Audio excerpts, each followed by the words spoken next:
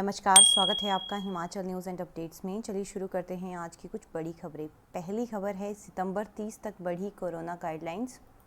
केंद्रीय गृह मंत्रालय ने सभी राज्यों और केंद्र शासित प्रदेशों के मुख्य सचिवों तथा प्रशासकों को पत्र लिखकर कहा है कि कोविड-19 से बचाव तथा रोकथाम के लिए देश भर में पहले से ही लागू केंद्रीय स्वास्थ्य एवं परिवार कल्याण मंत्रालय के दिशा निर्देशों को 30 सितंबर तक लागू किया जाएगा। केंद्रीय गृह सचिव अजय भल्ला ने शनिवार को जारी पत्र में कहा कि राष्ट्रीय स्तर पर महामारी की स्थिति कुल मिलाकर स्थिर है, लेकिन कुछ राज्यों में संक्रमण अब बढ़ रहा है, जो चिंता का विषय है। उन्होंने राज्य को केंद्र शासित प्रदेशों से कहा है कि वे त्योहारों को देखते हुए भीड़भाड़ न होने दें और ज़रूरत पड़ने पर स्थानीय स्तर पर पाबंदी लगाएं, जिससे भीड़भाड़ और बड़ी संख्या में लोगों को एकत्र होने से रोका जा सके। अगली खबर है, सोलन सेब मंडी में नारेबाजी को लेकर एक आढ़ती और राकेश टिकैत के बीच कहासुनी हो गई। भारतीय किसान यूनियन के अध्यक्ष राकेश टिकैत को शनिवार को सोलन पहुंचने पर विरोध का सामना करना पड़ा। इस दौरान टिकैत संयम भी खो बैठे और अभद्र भाषा का भी प्रयोग करने से गुरेज नहीं किया। सोलन सेब मंडी में किसान नेता के समर्थन में नारेबाजी के दौरान बीच में से ही एक आढ़ती ने कहा कि ये नारे हिमाचल में नहीं चलेंगे, इस तरह की नारेबाजी करनी है तो दिल्ली में रहो। जैसे ये आवाज़ राकेश टिकैत के कानों में पड़ी तो उन्होंने उस व्यक्ति को अपने पास बुलाकर कहा कि हिमाचल किसी के बाप का नहीं है, यहाँ नारे भी लगेंगे और आंदोलन भी करेंगे।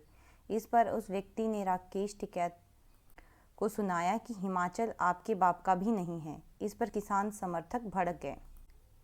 इस दौरान माहौल काफ़ी तनावपूर्ण बन गया, लेकिन मौके पर मौजूद पुलिस जवानों व अन्य लोगों ने माहौल शांत किया। अगली खबर है, डंडों से कुर्सी बांधकर महिला को 6 घंटे उठाकर सड़क तक पहुंचाया।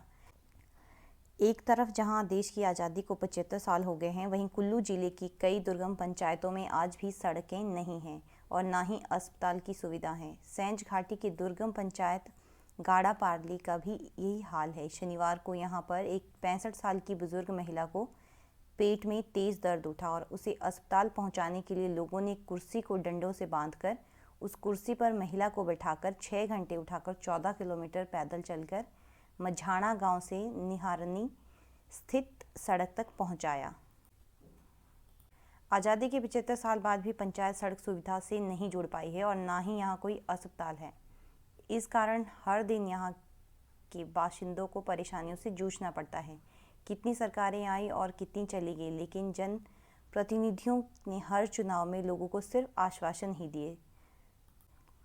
अगली खबर है, कुल्लू के पलेही में कुठेड़ में फटा बादल। हिमाचल प्रदेश में भारी बारिश से के येलो अलर्ट के बीच शुक्रवार देर रात कुल्लू के पलेही और कुठेड़ में बादल फटे। आनी में भारी बारिश से टिप्पर और पुल बह गया और सेब के बगीचों को भी भारी नुकसान हुआ। लोग गांव छोड़कर सुरक्षित स्थानों पर रहने चले गए। कुल्लू मंडी नेशनल हाईवे शनिवार को 34 घंटे बाद यातायात के लिए बहाल हुआ। हमीरपुर में 2 कारें मलबे में दब गई और शुक्रवार रात राजधानी शिमला सहित कई जगह बादल झमाझम करके बरसे। रविवार को भी प्रदेश के मैदानी और मध्य पर्वतीय जिलों में भारी बारिश का येलो अलर्ट जारी किया गया है। अगली खबर है, हिमाचल में 6 संक्रमितों की मौत, 181 लोगों की रिपोर्ट पॉजिटिव। हिमाचल प्रदेश में शनिवार को 6 और कोरोना पॉजिटिव मरीजों की मौत हो गई। इसमें से चंबा के 52 वर्षीय व्यक्ति और 75 वर्षीय महिला, हमीरपुर के 86 वर्षीय बुजुर्ग, कांगड़ा के 67 वर्षीय व्यक्ति और मंडी के 80 वर्षीय बुजुर्ग महिला और शिमला में 44 वर्षीय व्यक्ति ने दम तोड़ दिया। उधर प्रदेश में 181 नए कोरोना के मामले सामने आए हैं। प्रदेश में कोरोना मृतकों का आंकड़ा 3,575 पहुंच गया है। प्रदेश में अब तक कोरोना के 2,13,122 मामले आ चुके हैं। अगली खबर है, 27 सितंबर से 6 अक्टूबर तक होंगी पहली से 8वीं कक्षा की परीक्षाएं। हिमाचल प्रदेश के सरकारी स्कूलों में पहली से 8वीं कक्षा की परीक्षाएं 27 सितंबर से 6 अक्टूबर तक होंगी। समग्र शिक्षा अभियान के राज्य परियोजना कार्यालय ने शनिवार को MA1 की डेटशीट जारी कर दी है। प्रदेश के शीतकालीन और ग्रीष्मकालीन स्कूलों में एक साथ ही ऑनलाइन परीक्षाएं ली जाएंगी। उधर 9वीं से 12वीं कक्षा की फर्स्ट टर्म परीक्षाएं 4 से 14 सितंबर तक चलेगी। इन परीक्षाओं को भी ऑनलाइन लिया जाएगा। बीते दिनों इन कक्षाओं की डेटशीट जारी हो चुकी है। तो ये थी आज की कुछ बड़ी खबरें।